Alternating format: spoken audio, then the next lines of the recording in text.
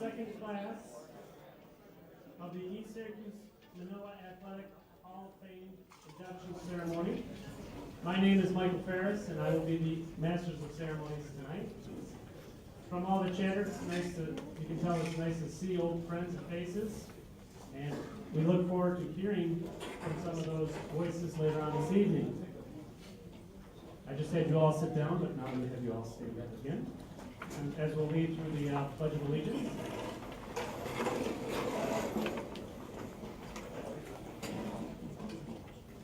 I pledge allegiance to the flag of the United States of America and to the republic for which it stands, one nation, under God, indivisible, with liberty and justice for all.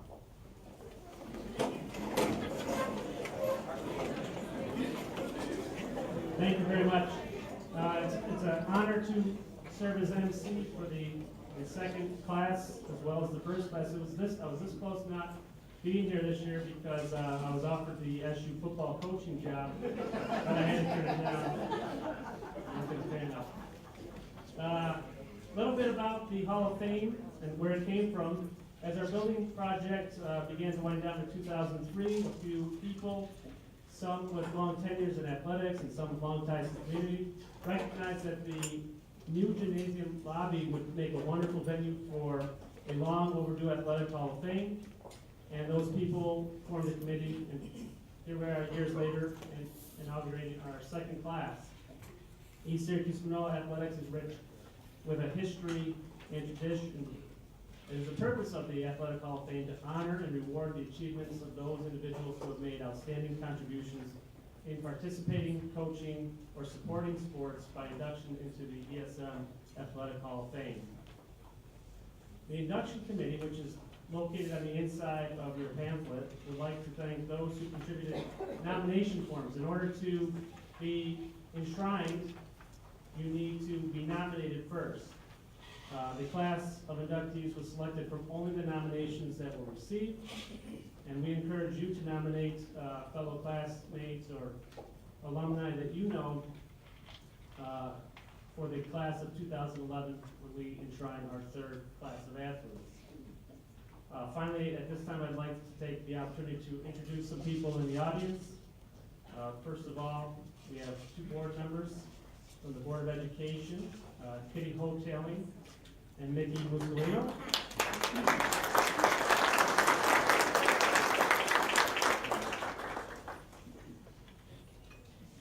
Also present is our Deputy Superintendent here at ESM, Dr. Thomas Neveldine.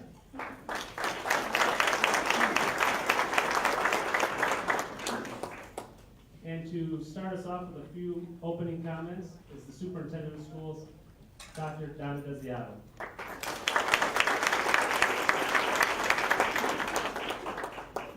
Thank you, Mike. It's great to be here tonight. It's great to see all of you. Welcome to ESM and welcome back to ESM. I want to congratulate all of our 2009 Hall of Fame honorees who are here with us this evening, and we're going to hear more about each and every one of you tonight and celebrate your accomplishments. Celebrate your role, you as role models of excellence, whether it was on the court, the field, whether it was on the parallel bars or the ropes, or whether it was in some other type of event on the track. You have continually modeled excellence. You've modeled excellence in athletics, excellence in academics, excellence in college, career, and excellence in life. As importantly, you are models of character, and we need that certainly so much today in our lives. So we thank you, we thank your family and friends for joining us this evening. It's an important night for the ESM community to be celebrating. We thank our coaches, past and present, who are here with us this evening. I want to thank certainly our Board of Education and our staff and community for your support. Thanks to our Athletic Hall of Fame Committee and all the work that goes into this evening, to Bill McEachran and our athletic department, to Mr. Ed Ames and our high school administration and staff. Thanks also to our partnerships, Tony's Family Restaurant, Mike and Tony Albanese, who do a great job of helping us to get these types of events off the ground, and to our culinary arts students who are here this evening to serve us. Would you join me in thanking them as well?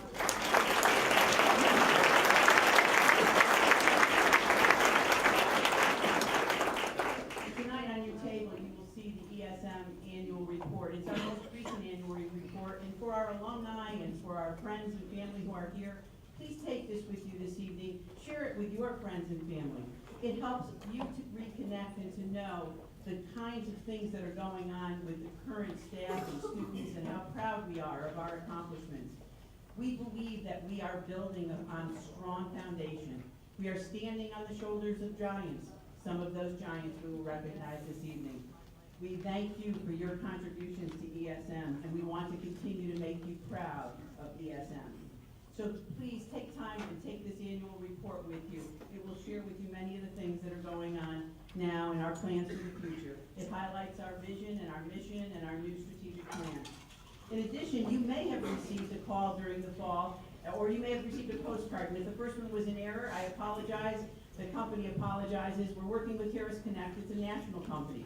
In a few weeks, they will bring a close to their access to registering as one of our alumni. So on our website, there's an opportunity for you to do so. I'd certainly see me this evening. I can give you the number. It is not a fundraiser for us, and it does not cost ESM anything to produce our directory.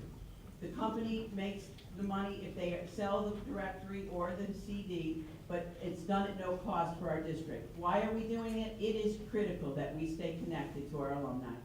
You are the examples out there in the world that show the world what we are capable of, hopefully, with your families, being able to build very strong individuals who can lead and who can work in our changing society.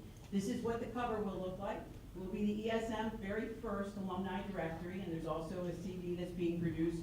And we hope that you will, if you're an alumni here this evening, a graduate of ESM, or if you know a graduate, that you'll take a few moments to make sure that people are in there. Again, it's so that when we have our reunions and all of the other kinds of things, that we can stay connected. Most importantly, it's for us to thank you tonight, to celebrate and to recognize your level of achievement and excellence. Thanks for being here tonight. I'm very proud to be the superintendent of ESM and to join in this celebration. Thank you.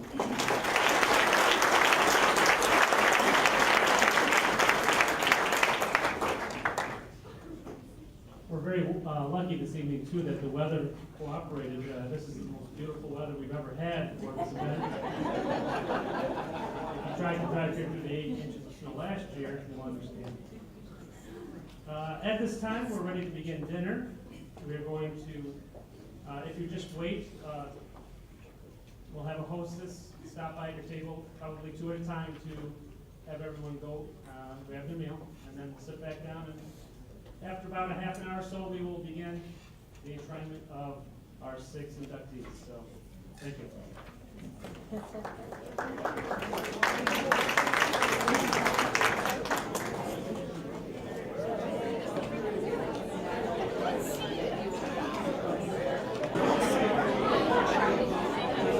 At this time, we'll proceed with the inauguration.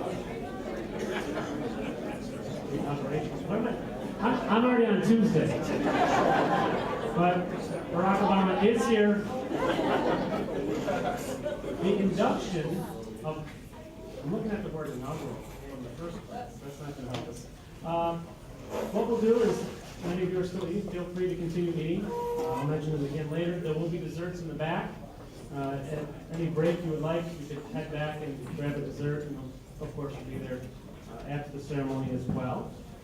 There's a couple people we'd like to thank for making this night possible. The National Honor Society students have been the ones checking codes. They'll be around picking up plates this evening.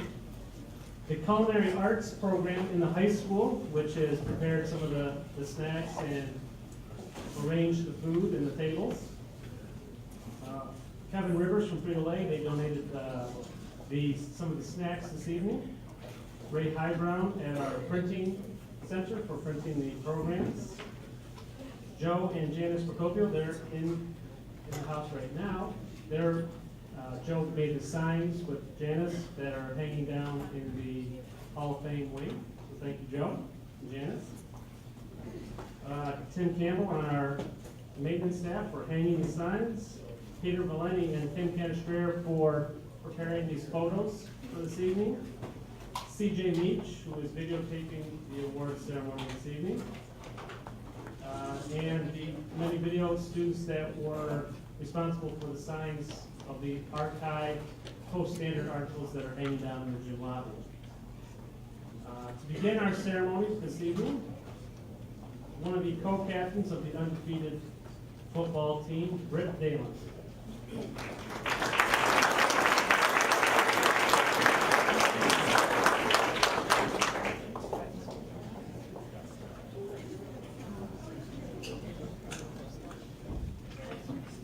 Good evening. It's an honor to be here tonight to introduce a classmate and a teammate to the ESM Athletic Hall of Fame.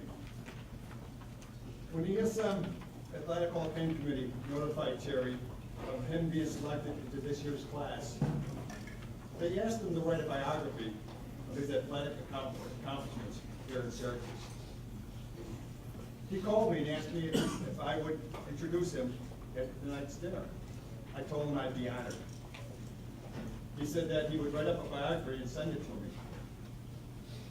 Well, he sent me his biography.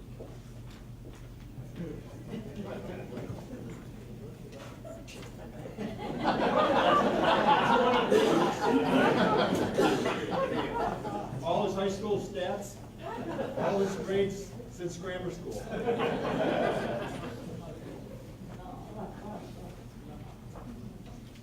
Got his final scores in here. Biology, the final, 99.9. Terry, I'm a little disappointed. I think you could do better than that. Well, don't worry. I revised his biography.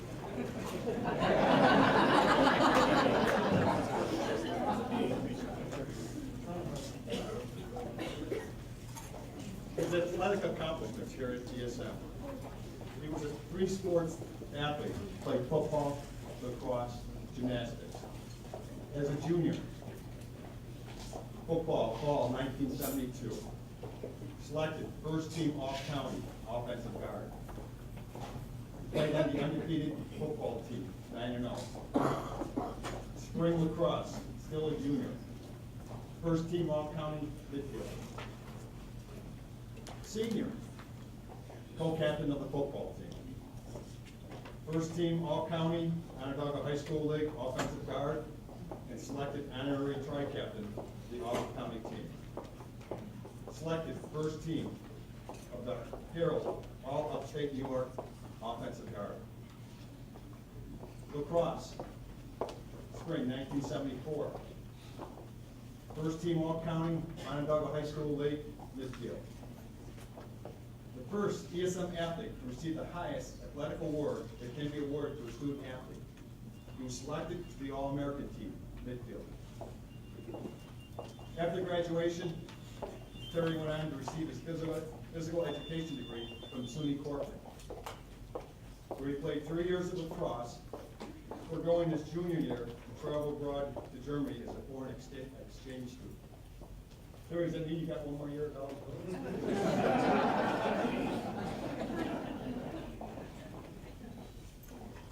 In 1980, he received his MS degree in adult fitness, cardiac rehabilitation at the University of Wisconsin at La Crosse. When he was filling out the application, he thought it read, the University of Wisconsin and La Crosse. After receiving his MS degree from the University of Wisconsin at La Crosse, he moved to Las Vegas with his beautiful wife Patty of 28 years, who was also a Portland and the University of Wisconsin at La Crosse graduate. He has 2 sons, Justin, 27. Justin's a CPA with KPMG, currently working in Amsterdam. Casey, 24. Casey's a second-year medical student at the University of Nevada School of Medicine in Reno. Terry has spent 21 years in hospital management, owned and operated his own insurance agency for 7 years. He retired for a short period and is now a general manager with an insurance company. He's competed in triathlons through the 80s and the 90s. And in 1984, he served the first president of the Las Vegas Triathlon Club. Continues to cycle on a daily basis and especially enjoys traveling and cycling with his wife. Due to the tremendous growth of lacrosse on the West Coast, he began coaching at the middle school level in 2005. He's a board member for the Las Vegas Lacrosse Association, where he has helped grow the sport from 2 lacrosse teams in 2001 to 44 teams in 2008. With his time and energy on his side, he is thrilled to have the opportunity to give back to the sport he loves. It is with great pleasure to introduce to you this evening one of this year's ESM Hall of Fame inductees, and great friend, Terry Ellis.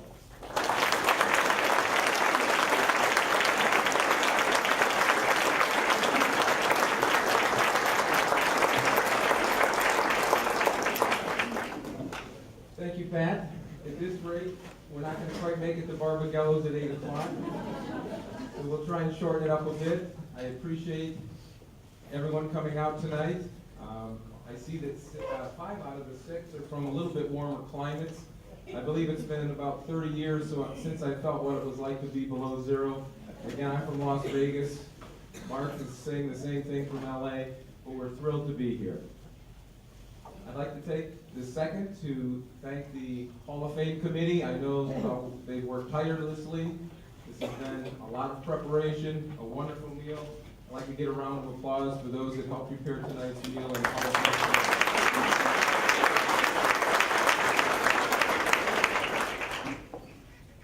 I can't believe it's been 35 years since I walked these halls as a student.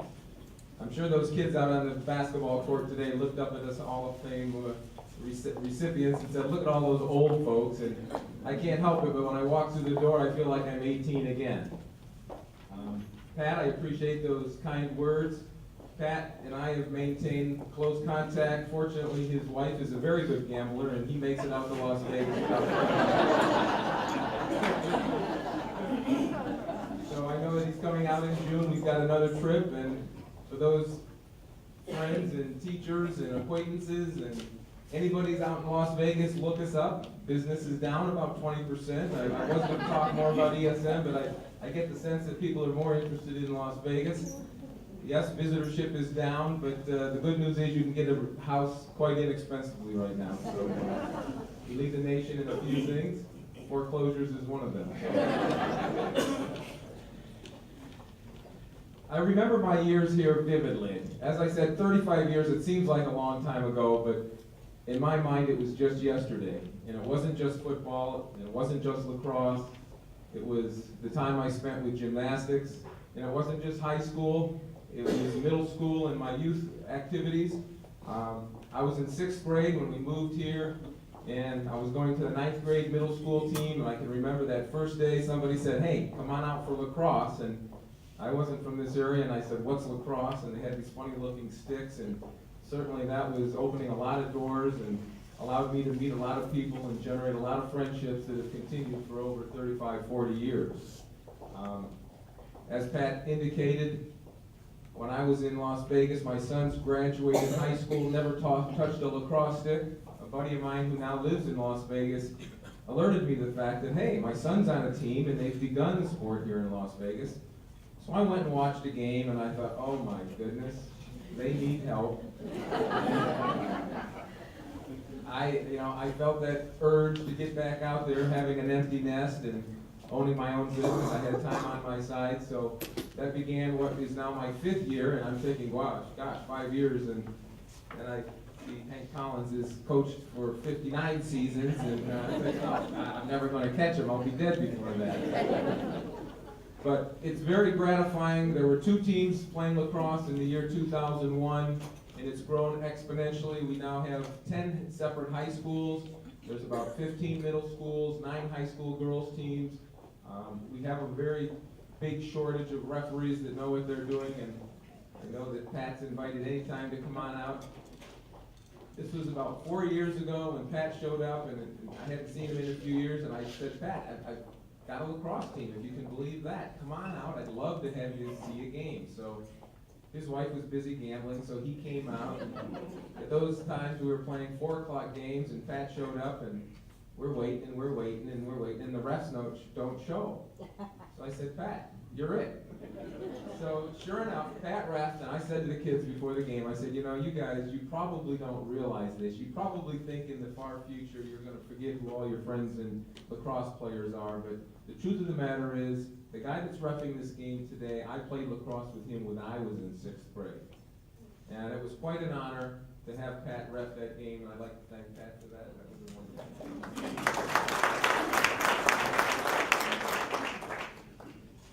My memories here are, as I mentioned, I was very fortunate. I had some of the best coaches that you could find. Clark Mercer's here today, my high school lacrosse coach, the varsity coach. I saw Tommy Yano is out in the audience, Dale Drypulcher, Charlie Tominski. All these guys helped me in those early years, and we had a lot of fun playing lacrosse. I was fortunate enough in football to play on the 9-0 team. I don't believe anybody's done it since. Pat and I were the co-captains our senior year, and we had a great time. And I can still remember the first time I donned a set of pads was in 8th grade. We were the first class at Pine Grove Middle School. And we used to hike through the forest to come on over to the high school to play here. And I remember also in the off season, I was a gymnast. And people say, well, you were a football lineman? How were you a gymnast? Well, I can remember that day vividly in 7th grade over at the Manoa School when I was trying to make the wrestling team. And Coach Griffin was also the wrestling coach. And I was a little dejected because I got beat, so I wasn't going to be on the team. And as I made my way back to the locker room, I get intercepted by Mark Casso's dad, Ron, and says, hey, forget those slimy, sweaty wrestlers.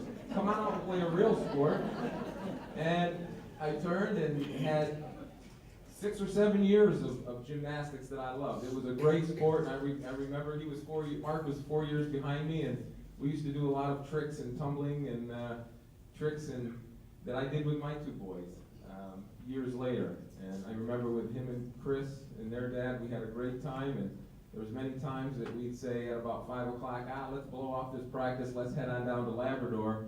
And our gymnastics team was a pretty good group of skiers, and we used to go down and do some crazy tricks and flips and everything else down at Labrador. So I remember those days like they were yesterday. In conclusion, I'd like to thank all the teachers and the coaches that were key in my upbringing and that have caused me to want to go back and give back to the sport. I got a late start. I did go to Portland as a phys ed major, but continued into graduate school and then went into the business world. But sometimes I look at you teachers who are now all retired, and I'm kind of jealous because you've got such wonderful relationships and memories, and you've been able to mentor so many young people. And to all the coaches and teachers, I thank you. My hat's off to you. And I'd especially like to thank the 2 people that are the ultimate teachers that I know of. My parents, my mother, who gave up teaching last year after, well, many years of teaching.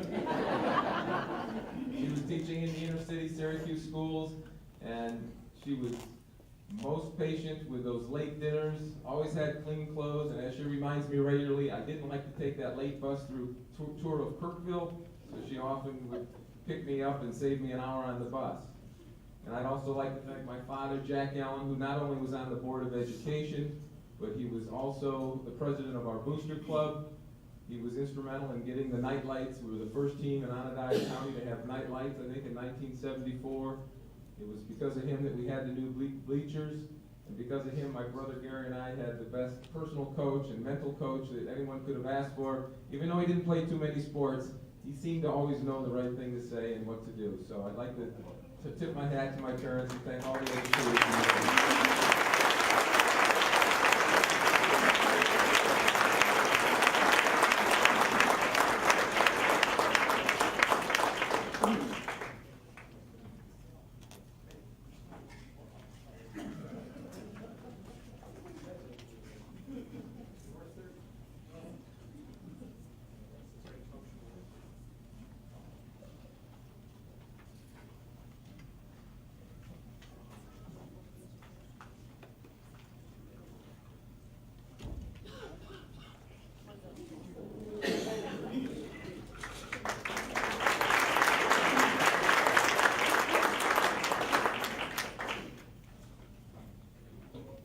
students researching had this question about Terry.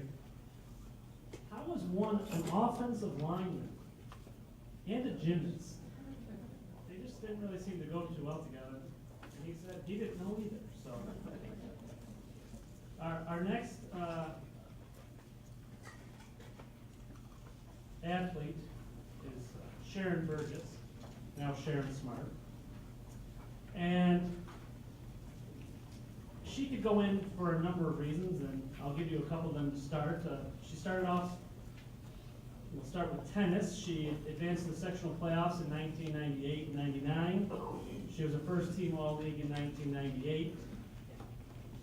She also, under Jim Gorney, was in track and field, and she was a key member of ESM's championship year of 1999, competing in the high jump, clearing a height of 5 feet, and she also did the shot put and the discus. In the spring of 2000, Sharon won a Section 3 championship in shot put, was named first team All-League, and advanced to the state championship. That would probably get her in. But then we're going to talk about another sport, basketball. If she was here in 3rd grade, she probably would have started on varsity. Some reason she didn't start playing varsity until 8th grade. She played under Coach Keats and Coach Fontana.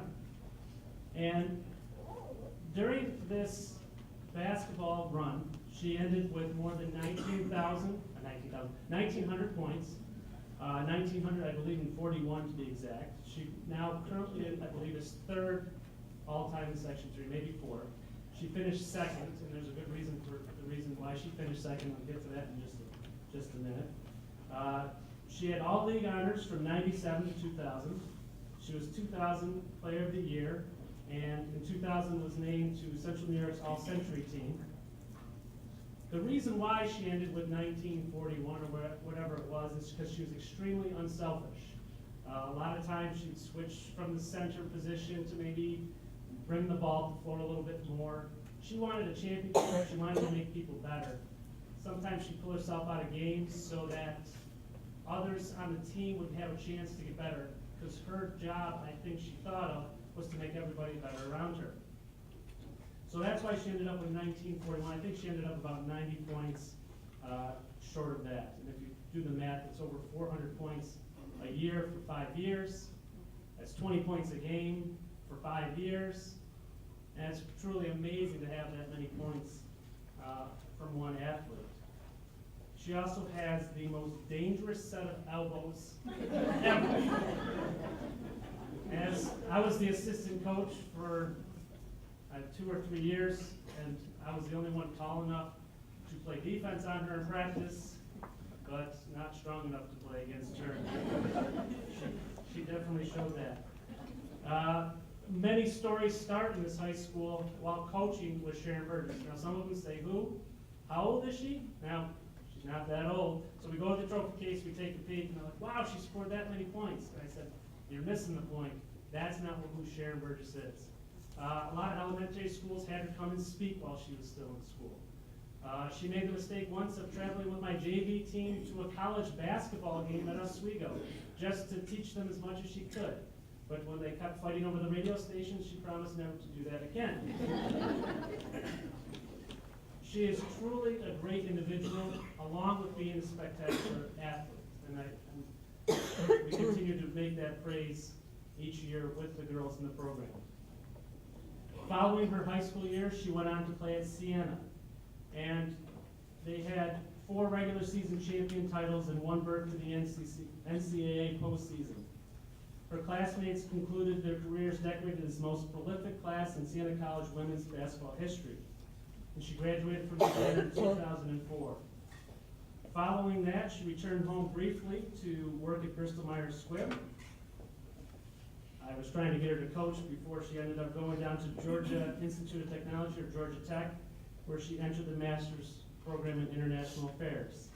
In 2005, she entered that program, and that's where she met her husband, Otis Smart, in her 2nd week of school. Shortly after graduation, Sharon began working for her current employer, BCD Travel, in 2006. and as an information security analyst working her way up the corporate ladder. In 2007, she did marry Otis, as we said earlier, and she now lives in Atlanta.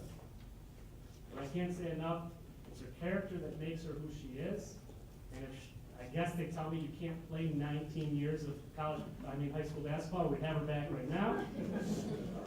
Our next inductee is Sharon Purvis.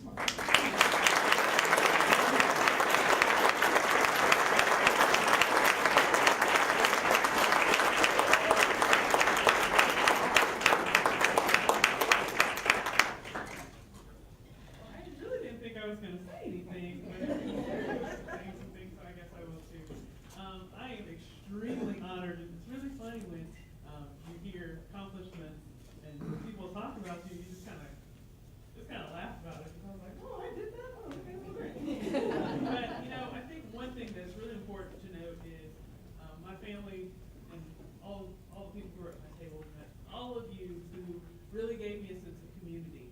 And my family and I moved around different places, and East area was one of the places we stayed the longest. And it's really great to feel that sense of community, coming back and seeing your old teachers, and the one person who always, Mrs. Comstock, who was always patrolling at the games, and she actually gave me all the information for this evening. And so it's really been good to see the different people who have really helped me to grow up here and to be the person that I am. And I'm just more excited to be here and see all of you and also be a part of this effort. Really see my picture and how skinny I was, but but just as Mr. Fair said, I did have some pretty good elbows, and I do play in the women's league in Atlanta, and I still use those. So those have been really good. But I want to thank all of you for being here, and thank you for all of the support. It's wonderful to see all of you, and thank you.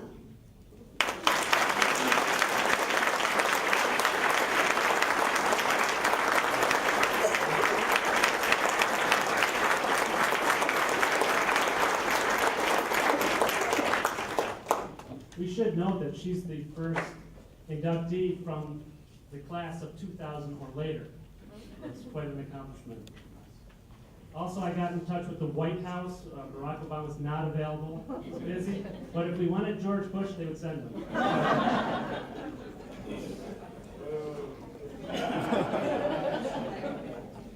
Our next presenter is Bill Mensch.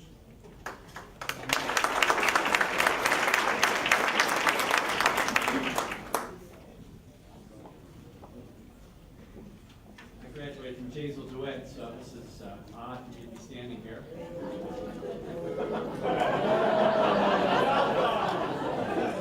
It's like old times. I'm Mark's cousin, and in our family that's kind of like brothers because we spend a lot of time in the back of everybody's cars. There is so much I could talk about, and I know we all want to get out for cocktails afterwards, so I'll be by the bar if you want any information. I have some good stories for them. But there was a few things that I was thinking about. This is such an amazing presentation, and Mike mentioned character and the beauty of sports. It's a cliche, but sports really doesn't build character as much as reveal it. And you can watch a game and see the kids who quit and the kids who move on, and then you learn from sports is so important. And that's the thing that I really want to hit with what Mark, the way that he's lived his life. There are many things that he's done. This is impressive. Mark won 7 medals in the first ever Empire State Games in 1978. That fall, he and his brother Chris almost single-handedly won a match against rival Fulton High School. And if you remember back in the day, those were some good teams. Mark and Christopher combined for 103 points in the all-around competition as East Syracuse Manoa won all 6 individual events. Mark graduated from ESM in 1979 and headed for the West Coast after receiving a full scholarship from UCLA. On January 31st, 1980, this doesn't show up in the book that you have there. It was a pretty dark day in Mark's life. Practicing the difficult Arabian maneuver, he fell and broke his neck at the 5th and 6th cervical vertebrae. The phone call when we got it, that time he was paralyzed. The doctors told me he would probably never completely recover. They put him in a halo, many operations. It was pretty terrible. 7 weeks later, suffering through paralysis and painful operations, Mark was back in the gym, working out to make his way back to the top of college gymnastics. And that is truly, an example to all of us of what the human spirit is capable of. I was thinking of the line from the new Rocky movie, it's not how hard you hit, but how hard you can get hit and keep moving forward. 2 years later, 1982, Mark finished 5th overall in the National Sports Festival held here in Syracuse, competing before his former high school teammates, friends, and family.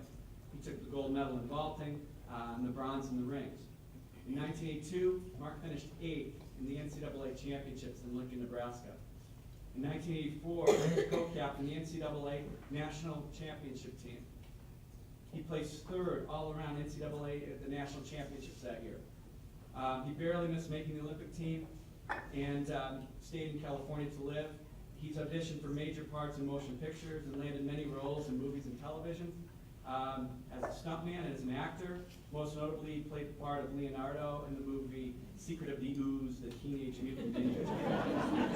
And it was weird, I was watching Buffy the Vampire Slayer the other night, and I'm like, man, I know that vampire. That's Mark! Mark was inducted into the Syracuse Hall of Fame, Sports Hall of Fame in the year 2000. He continued his career as a stuntman and in the movies until he married and started a family, Beate Bruder. They now own a toy business in California selling Bruder toy trucks.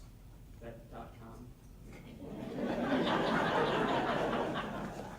They now live in Marina Del Rey and have 2 wonderful daughters, Isabella and Francesca. And Mark continues to work out at Muscle Beach in Venice. And I'm just so excited that I was invited down to bring out my cousin and dear friend, Mark Hasso.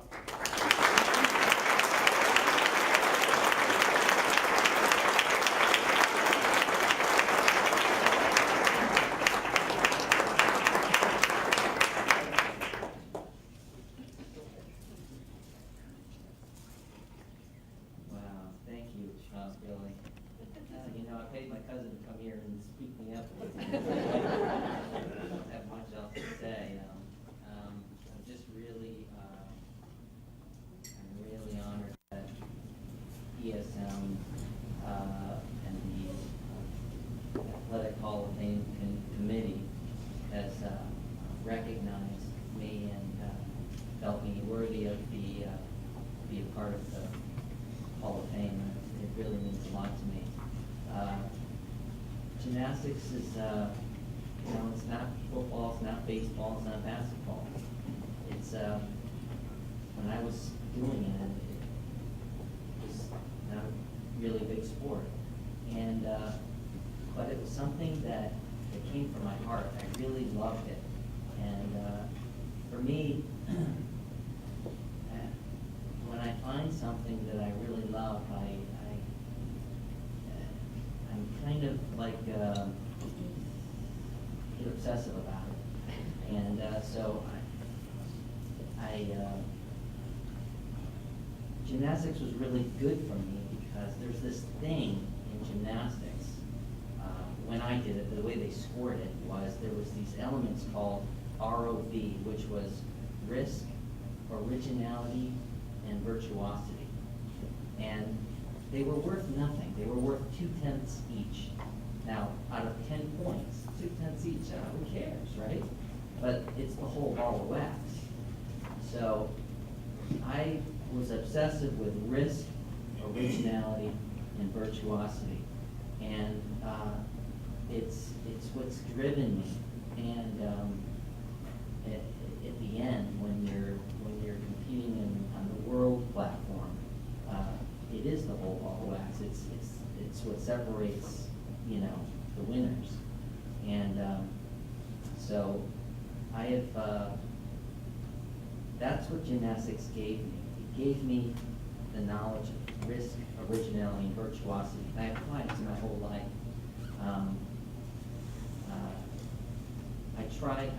I got a little too risky at one point, and but I've learned where my limits are, and I try to live within that channel. And so anyway, I apply it to my life, and I feel like I'm very thankful for gymnastics. Everything good that's happened to me has been from gymnastics. I got a full education from UCLA. I got to go to see some pretty unreal things in this world. They sent me to South Africa, apartheid South Africa, in 1978. 26 hours on an airplane. We land in Johannesburg. They pull us into a movie theater. Just got off an airplane for 26 hours, shoved right into a movie theater. And we sat and we watched a movie. Now this is how the world was. The movie started by showing lions in a safari. And then you saw some elephants. And then you saw, the point they were making was, no one should ever interfere with lions. Because it just wouldn't be right to do that, would it? They should be left alone in nature. And the same with elephants. And then they showed black people. And they said, it's the same thing. And I knew how wrong that was. And then, so I got through gymnastics to see some of the horrible things that the world can offer. I was also in East Germany, and when it was separated, and I saw how people lived, and gymnastics showed me these things. And I learned so much from this school, from my education here, to know what's right in this world, and to know what's wrong in this world too. And I'm just very thankful. But anyway, I just want to thank everybody for recognizing my hard work, and I'm honored to be in your Hall of Fame.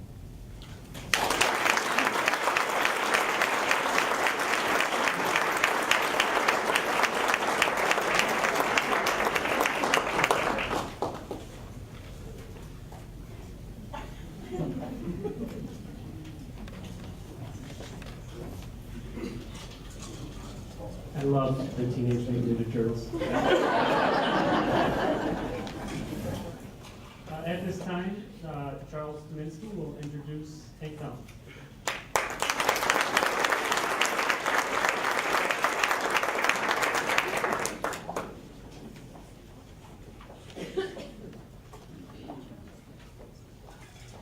Good evening, everyone.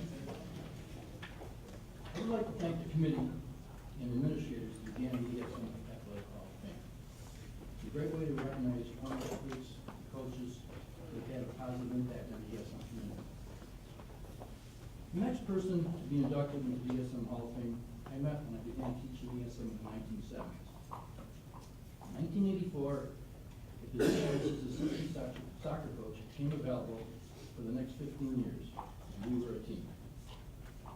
When we weren't on the field coaching, we were reviewing films, or talking on the phone, discussing strategies, or planning the next day's practice.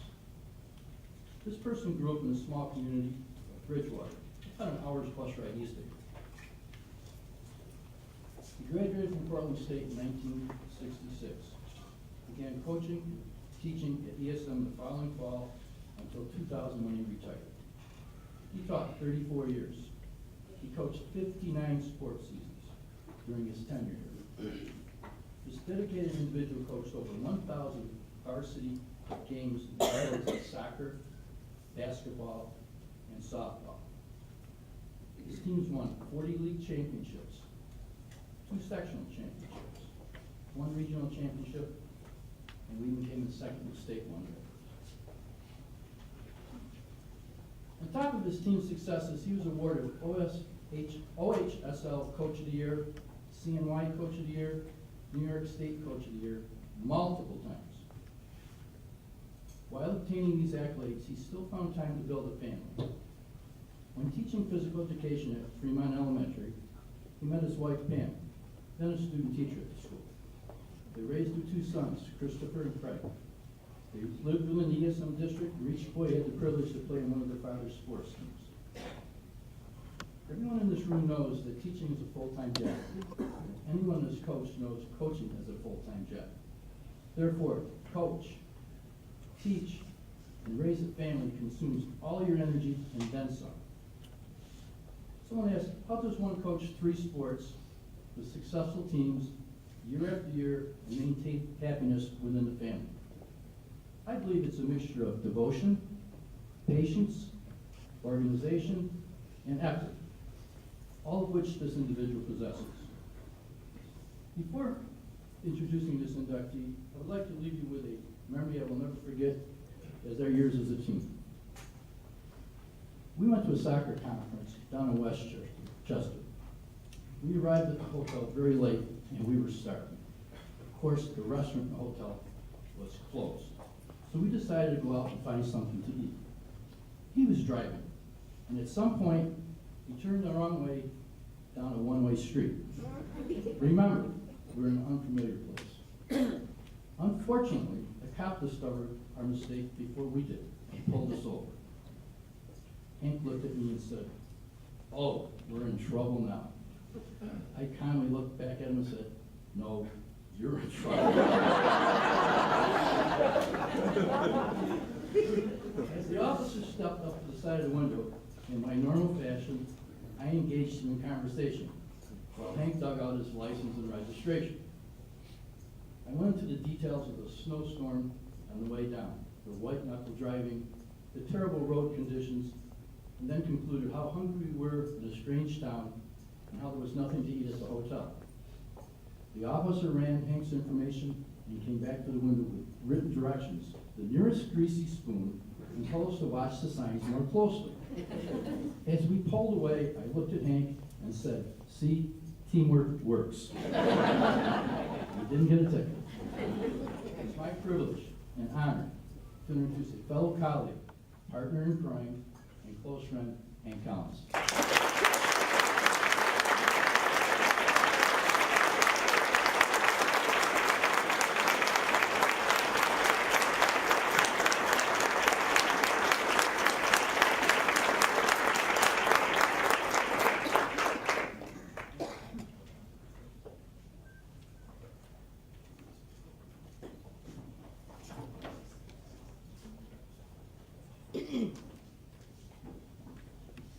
Thank you very much. First off, I live in North Carolina. Thanks for January, Bill. What an experience coming up through Pennsylvania, 5-0 with a wind chill down in the low 30s, I think. It was beautiful. That said, the Hall of Fame Committee, I want to thank you very much for this award. It's my honor and I'm humbled to accept it. Number 2, another thank you to East Syracuse Monroe School District. From administrators, Board of Education, to athletic directors, thank you for letting me do 59 seasons of being a head coach. I appreciate that. Terry, I want to clarify one thing. I am not 86 years old. This afternoon, we're looking at the bulletin board outside of the gym, and Terry said, 59 years. You've got to be 86. Some of them are, as Charlie said, 3 sports seasons through a school year, so it worked out that way. Another thing I'd like to mention, and I think this award is fabulous. It was not mine. It belongs to 1,200 athletes who I have coached, who helped me achieve that. So it's shared. Whenever anybody walks down that hall as an ESM athlete, we can look up and have a little bit of a part of that for them too. Also, I think I know every single person in the room tonight or close to it. It was like old home day for me to come back. I usually did a lot.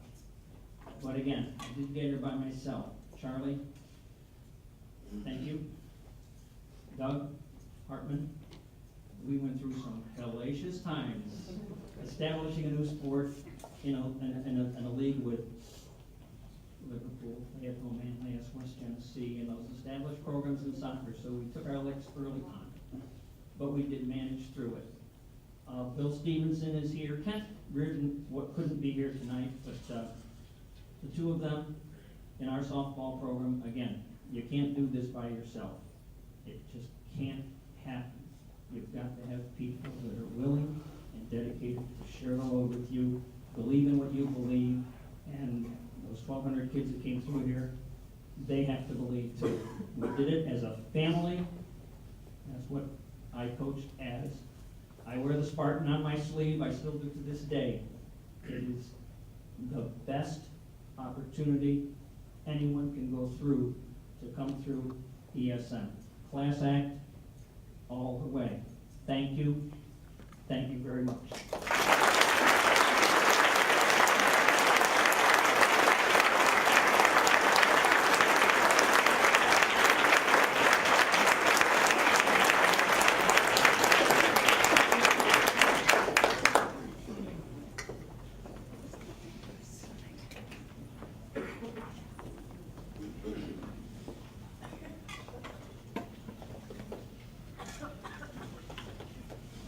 Our next presenter is Mark Sherlock, introduce Toby Gowan. I'd also like you to take a notice to the centerpieces tonight. They were all donated by Terry Griner of Cirillo Gardens, and we'd like to thank Terry for those centerpieces.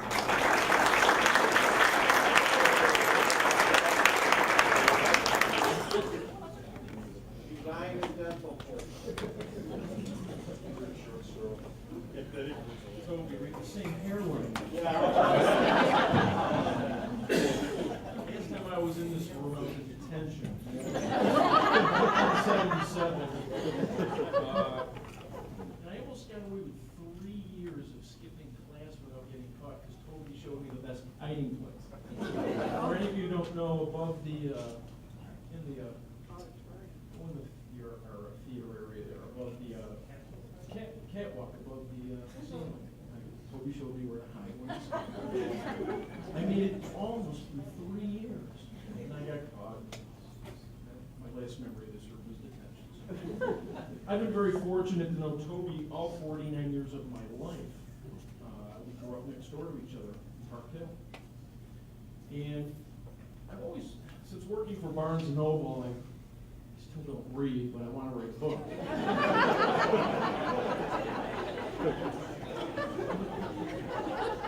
And I've always, my wife has heard me say over and over again, I've always toyed with the title and what the first chapter was going to be. So I'm going to read you an excerpt of the first chapter in my book. This is a brief paragraph.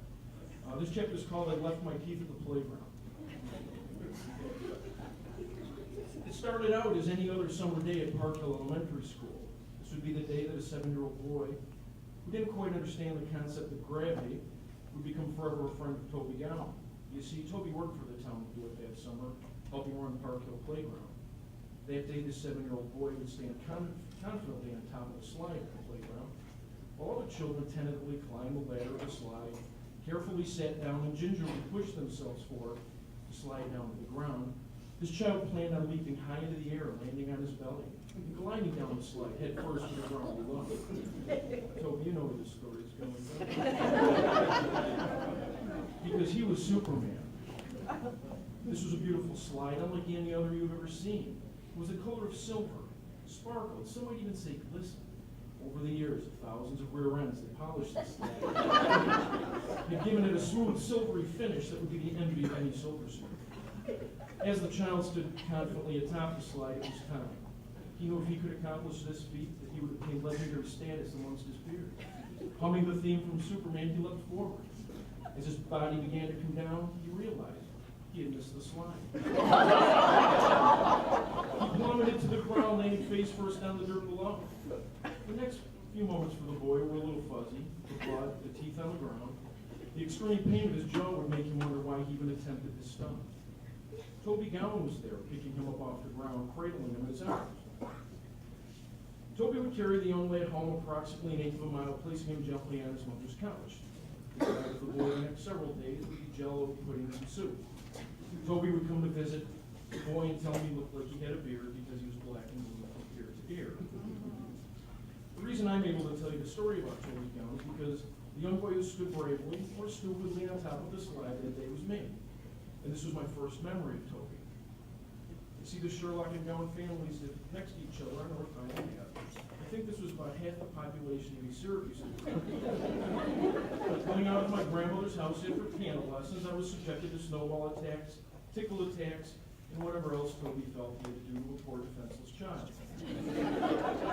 That was my first, growing up and knowing somebody for 49 years of your life, that in fact is the first memory I have of Toby. Toby's athletic career at East Syracuse High School covered 4 varsity sports, where he earned 9 varsity letters. As a sophomore, he captained the first varsity wrestling team at East Syracuse. He also earned honorable mention All-County as an outfielder for the baseball team that year. In his junior year, his talent as a football player began to blossom. He was named the All-County second team as a halfback. He was named Herald Journal Athlete of the Week during the season. Toby's senior year was filled with honors, both academically and athletically. He again earned a Herald Journal Player of the Week football honors. As his senior year ended, he was named first team All-County as a halfback. He was a leading scorer in the Onondaga County League and named to the Herald American Upper State All-Star team. He also excelled on the basketball court in the baseball diamond. In basketball, he was honorable mention All-County. In baseball, he was second team All-County outfielder. In his senior year, the basketball and baseball teams won divisional championships, and the football team finished second. Toby was president of his sophomore and junior class. He was student council president his senior year. He was a member of the National Honor Society and was honored with the Cornell University Scholar Athlete Award and Ernie Davis Award for scholarship, leadership, and all-around ability. Toby was a man of many talents. Some, his sister Connie might say, a Renaissance man. He would serenade the lovelies with his John Denver impressions. Toby would put pen to paper and scribe great poetry and attempt to woo the ladies at East Syracuse. The following is an example of Toby's work. Roses are red, violets are blue. I like peanut butter, do you skate?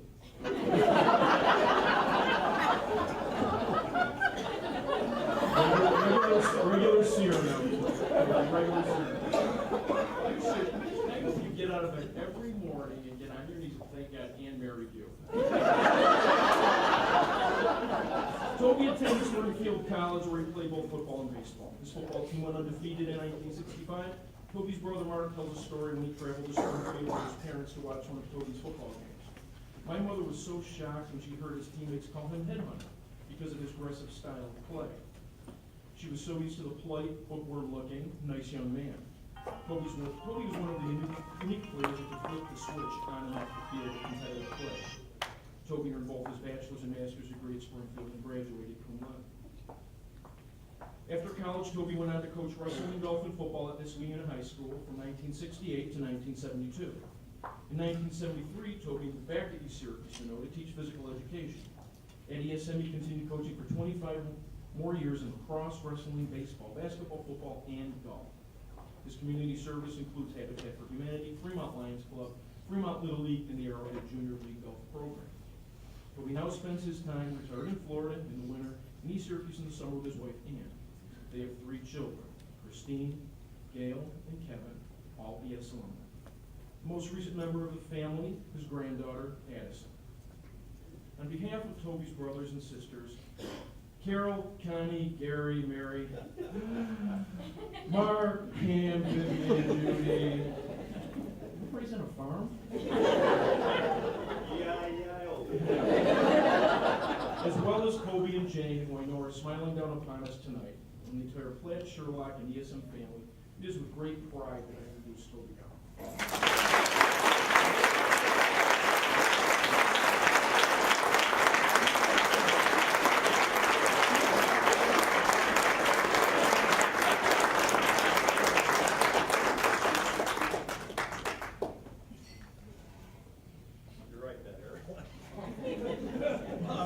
Alan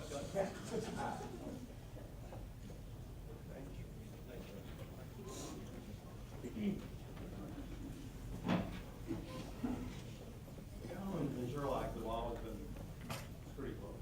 And the one thing about such a great community as this is, he's right. We never lacked for friends to play with. There were tons of kids all over the place, so it just carried over. Our family is very close. We've been very fortunate. All my siblings are still with us. And I think it just reflects why Ann and I were just delighted to be able to teach in this community. Maybe next week we'll have a book review on 3 Cups of Tea. That was well done, Mark. Thank you so much. We're all ready to see it Farmingdale. Better make this quick. One of the advantages of being out of school for like 46 years is there's no records. Who knows what happened?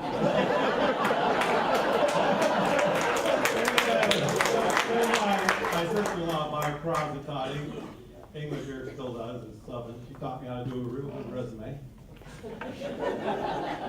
But anyway, what I'd like to do is thank the selection committee for deeming me worthy of this great honor. This really is, like Hank said, marvelous, just absolutely marvelous. It's more than what I expected, but to know the people who organize this and run it, that's what they do. I'd also like to thank the people who envisioned the idea for an athletic hall of fame and saw it through to completion. It's one thing to come up with an idea, it's something else to implement and see it through. On behalf of the old athletes from the NOAA and East Syracuse, I would like to thank you for including us. It's terrific. I would like to, if I could, just quickly, although Mark made mention of it, I'd like to introduce my greatest achievement. That's my family. My wife, Ann. You may know her. We are a teaching family. You might recognize Ann if you went to Heman Street, Pine Grove, Woodland, or if you pick up your grandchildren at Woodland. She's old. And we have three terrific youngsters. And once again, Mark alluded it. On December 21st, our oldest, Christine, delivered our first grandchild, and it's been a terrific experience for us. We're spending 2 months in Charlotte, North Carolina. All 3 of the kids are much smarter than their parents. They're all in Charlotte, North Carolina. We just started moving us up. Our daughter Gail, she bowled and played softball for Hank. Our son Kevin, he was on a very good senior class, but he was on a bowling team that won the sectionals. He's on a football team that made it in sectional qualifiers, and he's on the lacrosse team that finished second in New York State. So, plus, our proudest is that they're all great kids and went to a terrific school, system. Had terrific coaches, had terrific teachers, and I don't think we would have raised them anywhere else. What I would just like to say quickly is that, like most people who grew up before the 60s, especially young boys, our choices were football, basketball, and baseball. And I know there are a lot of athletes at East Syracuse who are better than I were. Besides playing team sports, my coaching career has been with team sports. So individual honors have not been a priority until tonight. I don't have any trophies and plaques anymore, and there's going to be a special place in our home in Naples because on one hand I'm very proud, but I'm also humble. And I think this is just a wonderful honor, and I appreciate what you've done for me, and I thank you very, very much.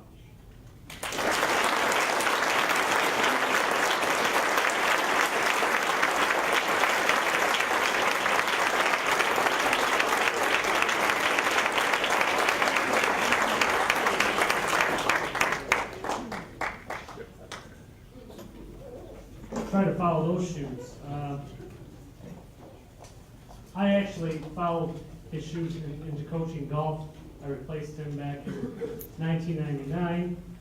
And the surprising thing is that I'm coaching golf because I remember, Mark, I don't know if you knew this, his niceness ended when he started coaching golf, I think, because he used to make us run the mile. I'm not sure the correlation between golf and mile. That was the last year I played golf for the school.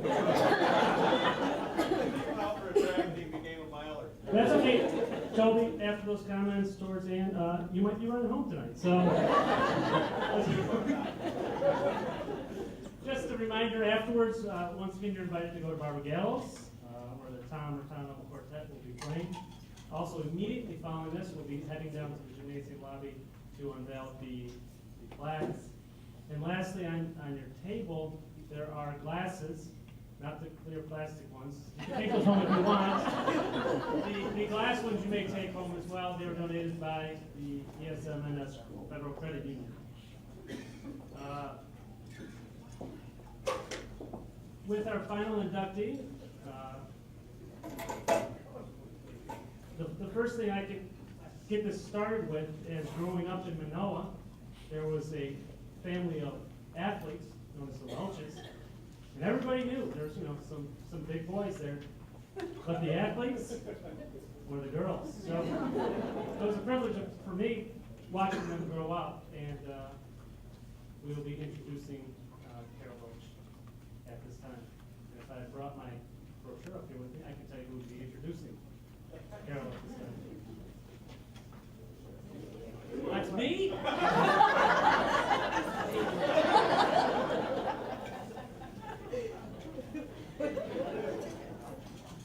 I knew that.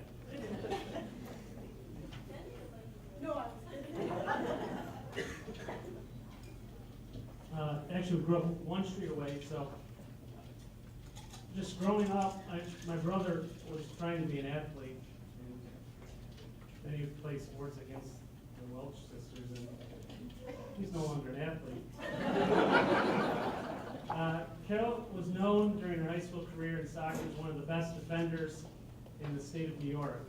She combined aggressiveness with creativity, qualities that didn't show up in a scorebook. She was a real presence on the defensive end of the field. She made the all-sectional team all 3 years. She competed on the varsity level, setting a school scoring record for a defender in 1987, and finishing with a school career scoring record as a defender, and in 1988 helped the 18-1-1 Lady Spartans School League title, a sectional title, into the Class A regional finals. Carol's high school career culminated with her selection as a NSCAA Soccer All-American. Carol also competed on the basketball and softball teams, and upon graduation went on to Lemoyne College and played softball on an athletic scholarship. She led Lemoyne in offensive statistics all 4 years and played defensively as a catcher and shortstop. She also played 1 year on the basketball team. She graduated from Lemoyne in 1993 with a BS in accounting. Carol is a certified internal auditor and has worked for the New York State Unified Court System for 12 years. She serves on Lemoyne College's Gold Wave Committee, which votes on how fundraising monies should be spent on athletic programs. She married Mark Jones in 2004. Mark is the president and CEO of Mystic Athletic apparel company specializing in supplying high school and colleges with uniforms and apparel. And they live in Eastwood with their 2-year-old son, Julian. And at this time, I'd like to welcome up Carol Welch Jones.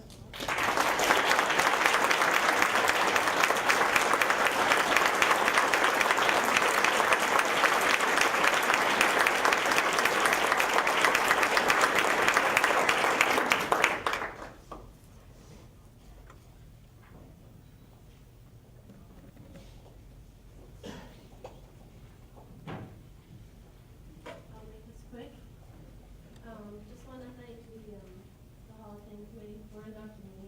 It's a great honor. And I won't look at my father because he'll make me cry. I'd also like to thank Mr. Milton Valerio for, I believe he's the one that nominated me. And he, I felt, was a great coach and taught me a lot about soccer. want to mention him. I also would like to thank my parents, Mike and Linda Welch. They were just instrumental in my life, from elementary school to middle school. Don't look at me, Kim. High school and college. They enrolled Kim and I in gymnastics as second graders. It was at Mr. Casso's gym in Manoa, Casso Dynamo. I just know now as a parent of a 2-year-old, and my sister has 5 kids, how time consuming it is and how expensive it is, and what a sacrifice they made, so I appreciate that. Thank you. They brought us to, practice every day, pick us up, drop us off. We go to every sporting event we had, whether it was, raining, snowing, 90 degrees, they were there.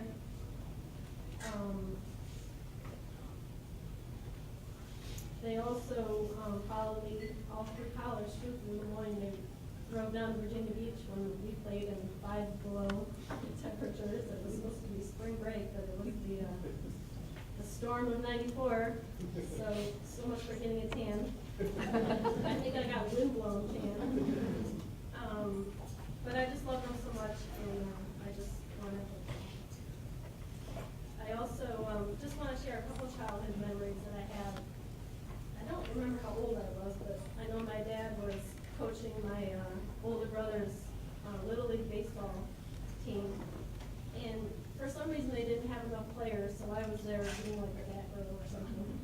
And so my dad said, to the other coach, do you mind if Carol plays so we can have a full team? The other coach was like, oh, sure, a girl can play, no problem.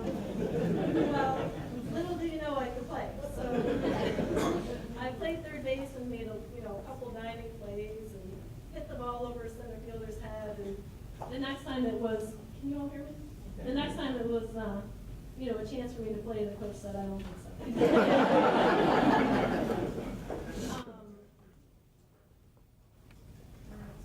And my mother coached my sister and my Little League. It was Pudgy's Pizza in Manoa. So the way she explains it is I played the left side of the field and Kim played the right side. Kim played first base and I played shortstop. So we were the team. I want to thank my sister Kim, my twin sister, my best friend. She was instrumental in kind of being a natural but healthy competition between the two of us. First, through gymnastics. We were in gymnastics from 2nd grade up through 10th grade. Or she was through the senior year. But we both were very dedicated to sports, but also to our education. And I know we just loved coming to East Syracuse, Manoa, and we're actually planning our 20-year reunion. God help us. 20 years. I remember when we were in high school, my parents were planning their 20-year reunion, and I was like, oh my gosh, they're so old. Well, that's me now. I want to thank all my coaches here at ESM. Mr. Collins, one of my favorites, love you. Mr. Valerio, who I also mentioned. Pretty opposite kind of coaching techniques. He was pretty vocal, but very effective. And Mr. Collins was a little more of a gentle soul. But I have a couple of quotes that I remember from Mr. Collins. One game we lost, in softball, we lost, and I think we probably should have beat them. And his quote, and I think the only time I heard him yell was that we could not hit our way out of a wet paper bag. I don't know if you remember that, but that's still rings very clear in my ear. And another really fun memory of gym class here, tipping Mr. Collins in the canoe with my friend Lori Drennan and Karen Toole. So I just understand now more as an adult of, just of what being an athlete and being a student athlete just is so important, future in your life growing up and in the business world. So I hope I have two nieces here. Erin is a senior here, also plays softball, and Ashley is a sophomore at Liverpool, and Andrew, my nephew, right? I really hope that you guys look at this and just realize how important it is for you to get a good education, make education your first and foremost priority, sports, and your family. I want to thank my uncle Mark. He also was an athlete through school. He graduated from Christian Brothers Academy and was just actually honored with their Hall of Fame just this last 2 months ago.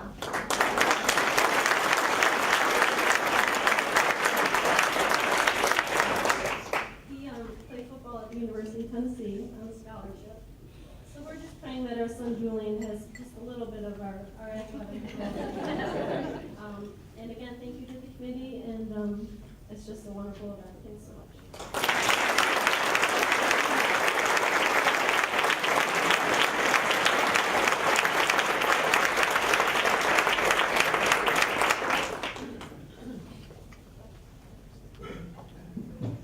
Thank you.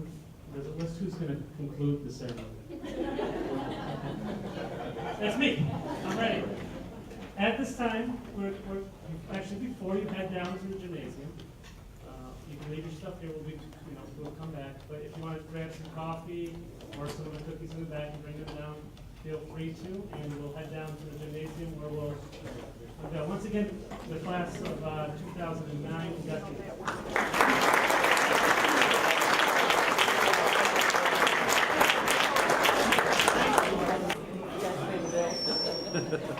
Like jumping jacks.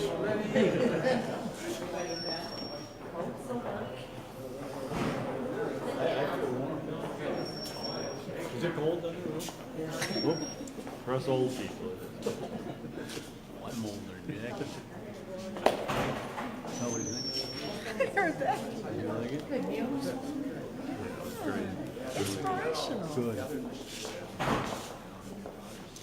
they're just, oh, God, there's 20 people, right?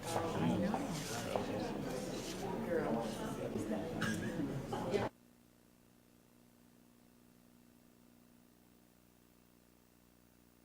Hall of Fame induction class, and I'd like for Mr. Hank Collins to help me with this, because we got two sides, we got three on either side. So on the count of three, Henry, we will unveil our second ESM Athletic Hall of Fame class. 1, 2, 3.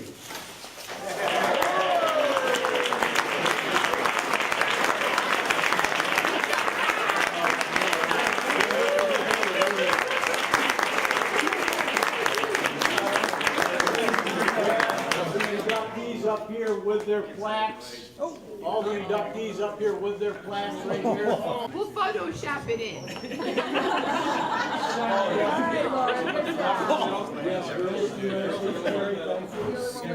That's fine. Mark, come on over. Excuse me. Mark. If anybody else likes to take pictures, please feel free here. Girls in the middle, come over. Okay? There we go. We got centered perfectly. Okay, everybody take their photos. Look straight ahead.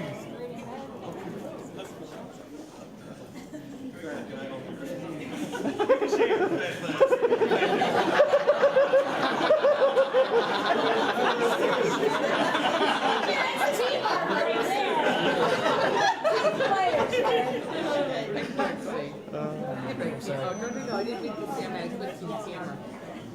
Looks like Mr. Collins there. Because now I ended up getting.